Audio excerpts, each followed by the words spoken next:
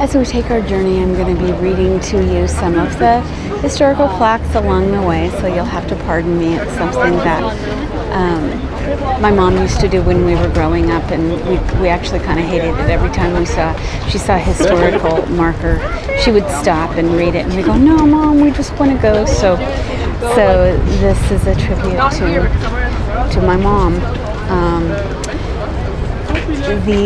As you're kind of looking at the Coliseum right now, I'm going to talk to you about the spectacle day. The spectacle day began in the morning with the presentation of all the participants, and this was followed by the hunts, in which hunters tackled wild animals lurking among sets, replicating the geographical context from which they came. As you know, these animals had to be transported primarily from Africa and all over the world to get here. During the lunch interval, when executions took place, the condemned, naked and unarmed, faced the wild beasts, and who would eventually tear them to pieces. Isn't that lovely? During these intervals, for the spectators, of which there could be approximately 70,000, there were performances of jugglers, acrobats, magicians, as well as parodies and reenactments of ancient myths. And finally, the gladiatorial combats were actually held in the afternoon.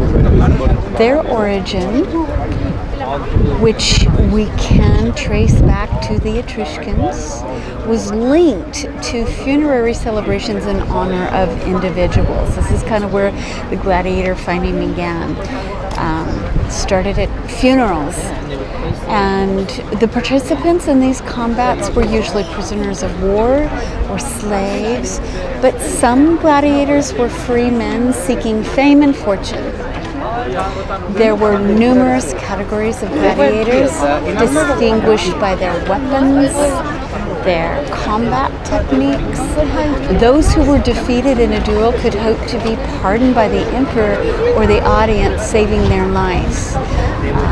So if there was a fight and they would look up at the audience or the emperor, if the emperor gave them a thumbs up, like, "Hey, you put up a pretty good fight," then the gladiator would live for another fight.